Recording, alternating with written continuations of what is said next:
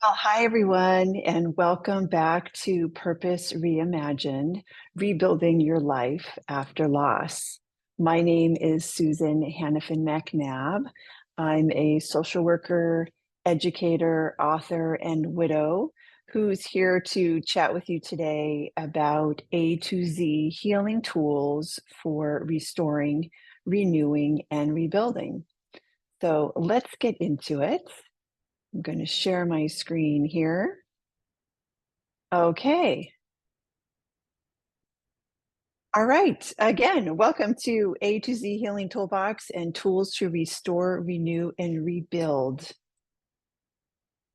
Again, my name is Susan, and I was widowed in 2012. My husband, Brent, here went out for a drive in the local mountains, had a car accident, and never returned.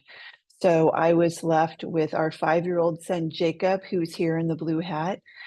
Jacob is now 17 years old. So I've been a solo parent for the last 12 years. And those of you who are solo parenting, I will say it is the absolute toughest job, but it is the absolute most loving job. And I'm here to tell you that you will not only survive, but thrive with your kids. All right. Well, everything I'm going to share today is on my website, a2zhealingtoolbox.com. So anytime you feel like, oh gosh, I'm not sure what she said, or let me review that, you can go right to the website and get all of this information. There are guidebooks. This book here, A to Z Healing Toolbox, a practical guide for navigating grief and trauma with intention. You can access a free online toolbox there on the website, get information about solo sessions. I run small virtual healing groups for the widowed community as well. You can get information there. And then the podcast is accessible there as well. Okay, I'm going to give you a little overview as to what we're going to be doing here today for the next 20 minutes because I'm a why person. Why am I here and what am I going to be doing? So, firstly, we're going to just quickly review grief and trauma reactions. We're going to discover the 26 A to Z healing tools, which are there for you at all times. We're going to have you or invite you to look at the tools that you're already using in your life on your healing journey. We're going to chat a little bit about restoring, renewing, and rebuilding. And I'm going to do a deep dive into one of the tools. And then, of course, we'll review again resources available to you and chat about the complimentary solo session that's part of the Premier package if you choose to opt in for that. Okay, and of course, if you have any questions at all, please feel free to email me.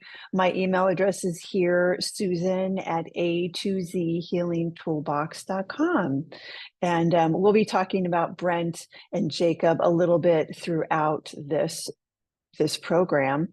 And I hope to hear about your loved ones as well. Okay, well, before we dive into rebuilding, first we have to know, what are we dealing with? What are the components of grief? What are some of the common grief reactions in adults? So you might recognize some of these in yourself. Grief can be physical, behavioral, emotional, mental, spiritual, and social. So, as if it's not enough that our person has died, in this case, our spouse or partner or life partner, we are tackling many, many emotions and behaviors that we have not had to deal with before. So sit back. I'm going to give you some tools to restore, renew, and rebuild. But let's talk about trauma for just a minute. What I didn't realize is that when Brent died, I had grief, but I also had trauma. Brent was missing for 2 weeks in the local mountains before California Highway Patrol actually found him in the vehicle. So for that 2 weeks, I had major trauma, and I won't go into all of that. But as you may probably realize, some of us have grief reactions, some of us have trauma reactions, and some of us have both. So I needed to understand what is involved with trauma. And trauma can be behavioral, mental and emotional, social, and physical. Now, let me stop here and talk about the social aspect. We're going to dive into one of the healing tools in a little bit, helping us to reevaluate and come to terms with our new social world with grief and some of us trauma as well. Okay, so there I was back in 2012 with a husband who had died, enormous buckets of grief. I had been with Brent for 17 years. He was my only guy. We met when I was 24. And now all of a sudden, I'm widowed. What is that? I'm not 90 years old. Isn't that when that's supposed to happen? And I have a child. So this was Jacob at about age 7 or so. This was Jacob at about age 15, 16. And as I said, he's now 17. But back when Jacob was 5 and Brent first died, I kept asking myself, well, first of all, do I even want to be here anymore? Second of all, how? If I am going to still be here, how do I help myself? And then thirdly, are you kidding? How do I give my child what I think he should have as a child? And that's where I started running all over my city of San Diego, looking for tools that would help us. And I uncovered 26 of them that have been compiled into the A to Z Healing Toolbox book. And as I said, there's a free online toolbox on the website as well. But these are the 26 healing tools. I was a teacher, as I mentioned. I'm an educator and a social worker. And what I did was I just started social working our lives. I stopped with clients, I stopped helping others, and I really needed to help ourselves. So I uncovered these tools. Some of them you might be using already.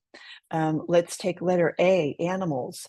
My son was in therapy. I was in therapy, separate therapists, and they each had a therapy dog in the room.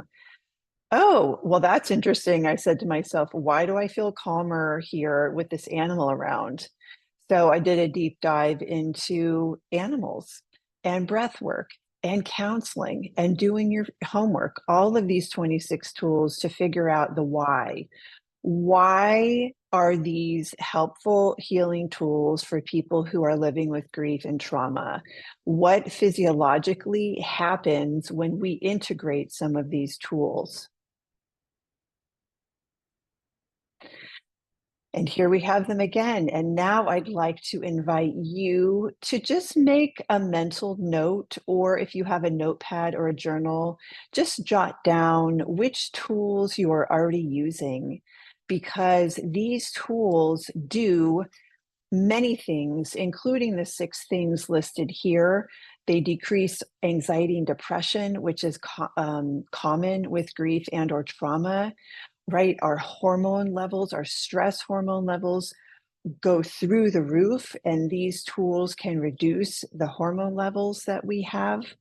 Neural pathways get strengthened, our nervous system can get rebalanced. Anyway, hope and support and healing, physical and emotional health, these are all combined in these tools here that you see. So I'd encourage you to make a note of the ones that you're already using, good for you, and maybe do a little investigating. You can do that on the A to Z website. The online toolbox is there for you. or take a photo, a screenshot of this slide here, and just kind of ponder and maybe dig around a little bit into these tools and find out which ones call to you, which ones you're already using, and which ones you may think about integrating into the future. And again, right, take what works for you and leave the rest. Some of these tools you may be drawn to immediately or initially, and others you may not. Totally fine. Just start where you are. Okay, so I'm going to focus today on just one healing tool, which is letter K, knowing your new environment. And really, I do workshops, half day, full day, and weekend workshops on all of these healing tools. And I don't have time to cover all of those in this 20-minute segment. So I'm just going to pull out one that really is useful and beneficial for helping us restore, renew, and rebuild our social support system. I know for me, I felt like when Brent died, my entire house picked up with balloons and went off to some other land. This, of course, is the movie Up. This gentleman here lost his wife, Ellie, and he decided, I'm out of here. I'm going to start a new life. So off he went. Well, I did not choose for my house to go up, and you, I'm sure, did not either. And with my house going up went my social network. I had my parents were 5 miles down the street, and they were extremely helpful. But a lot of friends had no idea what to do with me. Places I would go and felt happy and comfortable there no longer allowed me to feel happy and comfortable. So I felt like my entire world has just been uprooted. And the widowed people I work with and the bereaved parents I work with have heard me say over and over again, it's like our house has been picked up, twirled around 500 times, and thrown to Mars. And now we're left to pick up the pieces and look at the rubble and decide, oh my gosh, what pieces do we want? What pieces even work anymore? And so that's what we're going to talk about here in letter K, which is knowing your new environment, living with profound loss. There's something I learned about in graduate school for social work called an echo map. And I used an echo map over and over and over again for clients. And I thought, well, this is really great for them. And ultimately, what I wound up doing for myself was using an echo map to plan out and just get a visual on my new life. Because as we all know, in so many areas, life before our profound loss looks extremely different than our life after our profound loss. And unfortunately, many of the same relationships don't work. Some do, and that is such a gift. Some do not. And I had to wrestle with that over and over and over again. So I'm going to show you what an echo map is. You don't have to be a social worker to do this. All you need is a paper and a pencil. So I'm going to invite you to do that as I explain a little bit more about what echo maps are. Right. So the term echo means environment, right? And the term map, we know that is a written diagram. So what we're going to do, or what I'm going to invite you to do with me, is map out your new environment. It just gives a wonderful picture of clarity as to what's working and what's not, and maybe what you might want to alter and maybe what you don't want to alter. So here we go. This is the basic outline of an echo map, and I will slow down my speaking so that you can go ahead and grab a pencil or a pen and a piece of paper, and we'll get started. This is also in the A to Z Healing Toolbox book under chapter K. So if you do already have a copy of the book or you are going to get one, this diagram and all of what I'm explaining here will be in there as well. Okay, So this is the simple diagram of an echo map. And what you're going to do is put your name in the center square. So go ahead and do that. And then all of these circles, you can add more, but we'll just start with these 2, 4, 6, 8. And you're going to think about your day and your week and who and what is in your life currently. So let's say you have a child or two, you would give them a circle each. Let's say you have a pet, you can give your pets a circle. Let's say your girlfriend is very involved with your life and you can give her a circle. So here are the more explicit instructions. Okay, so you've already got your name in the center square. Number 2, you're going to think about your day or your week. Where do you go? Who do you interact with? So think about that, and you're going to write the names of the people, places, or things that are part of your current life, not your past life when you were still with your person, but your current life. So for example, here, I wrote down school. My child had just started kindergarten. I wasn't working at the time because we had just moved back here from overseas, but you could put down your workplace. Let's say you go to a cafe every morning to grab coffee. I was a gym goer, so I would put the gym in one of those circles. I was going to a church, I would put church in one of those circles, and then various friends and family. So again, you can add more circles if you'd like. I'm going to go back here, but for now, you're going to start with these 8. Again, your name is in the center square, and you're going to have filled out these circles with people or places that are in your current life, whether they make you feel good or not. You're just going to put those put the circles to names or places. And this, of course, is something you can do at any time.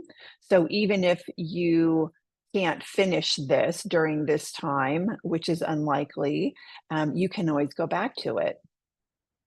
Okay, so now what you're going to do is you're going to take your center square. And let's say right here is my mother. And I'm going to draw a line between me and my mother.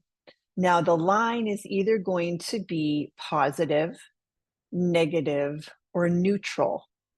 And I'm going to show you what those lines look like.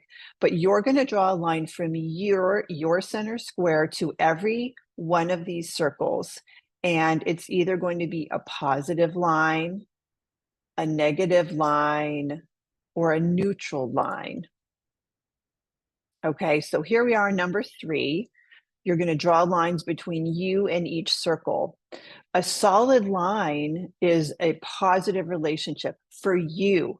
We're talking about you. This is your new environment. So you're going to draw a solid line between you and the positive places or people currently in your life. Now, dotted lines signify neutral relationships. Sometimes it's good, sometimes it's not, maybe it's just there. So those will have just dotted lines.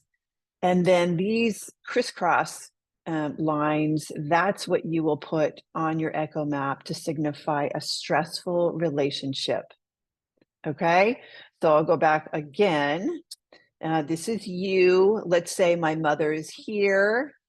I'll show you my echo map in just a minute. So I would have at the time, either neutral or positive. It was kind of iffy with my mom for a little while because she absolutely loved me, but just could not understand how to help me.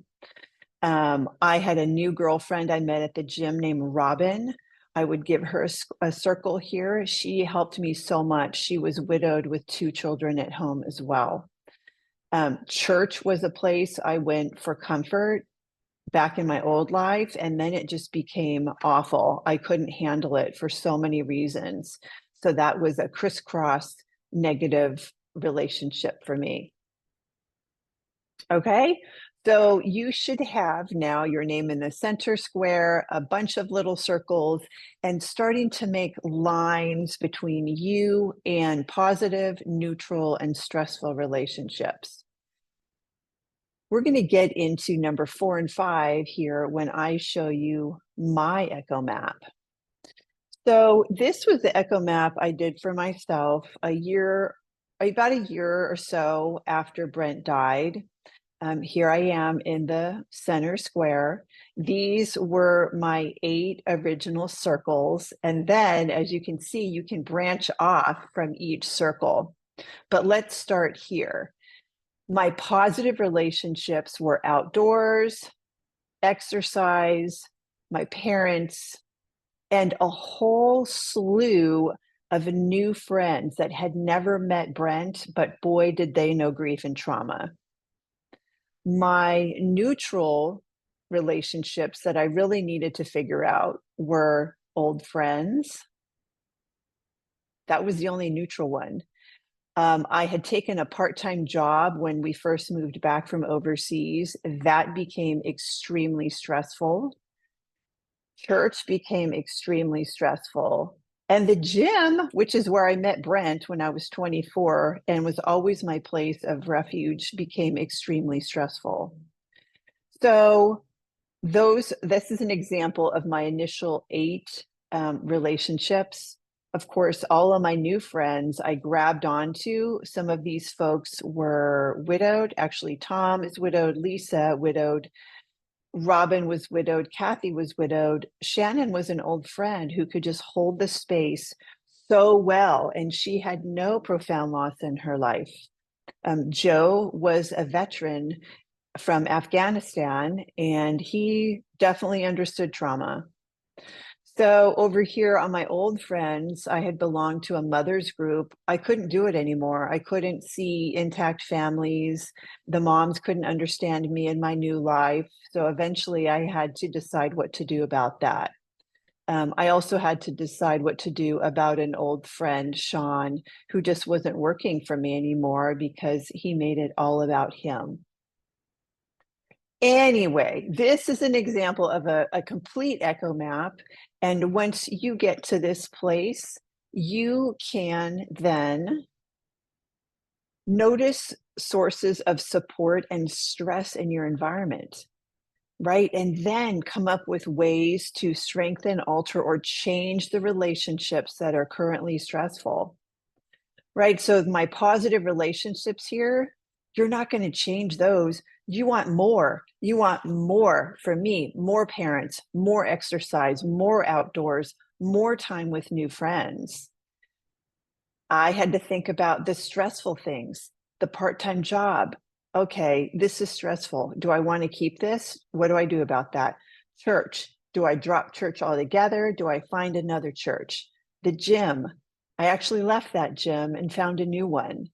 So these are just visuals for us so that we can learn to rebuild in a positive way that works for us.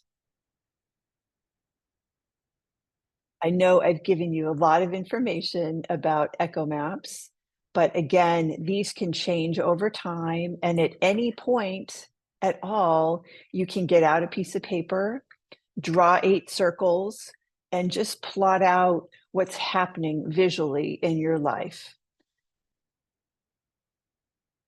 And again, this is in the book, so you can always access this in the A to Z book as well. Okay, so I'm nearing the end here. I just wanted to give you my contact information one more time. That's me, Susan Hannafin McNabb. I also work for Soaring Spirits International. I hope all of you have found Soaring Spirits by now. It is our wonderful nonprofit that serves the global widowed community. We have virtual programs, in-person programs, and of course, Camp Widow conferences. So if you have any questions about Camp Widow or Soaring Spirits, you can also reach out to me here at Susan at A to Z healingtoolbox.com. And of course, if you want to get in touch about solo sessions or podcasts or books, go ahead and reach out. And again, there is an online toolbox that's free that you can access there. This complimentary 30-minute healing session is yours if you purchase the premier package with this summit. So if that's something that you're interested in, there will be a link for you to click on and come chat with me about where you want to go, how your rebuilding is going. If you want to join any groups, I run virtual groups for widows. I can connect you with groups from Soaring Spirits. So many resources I have because at heart, I am a social worker. And now that I'm widowed, I just really want to support you.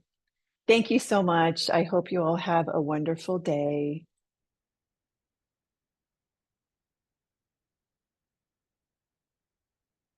Now I just have to figure out how to stop recording. Bye, everybody.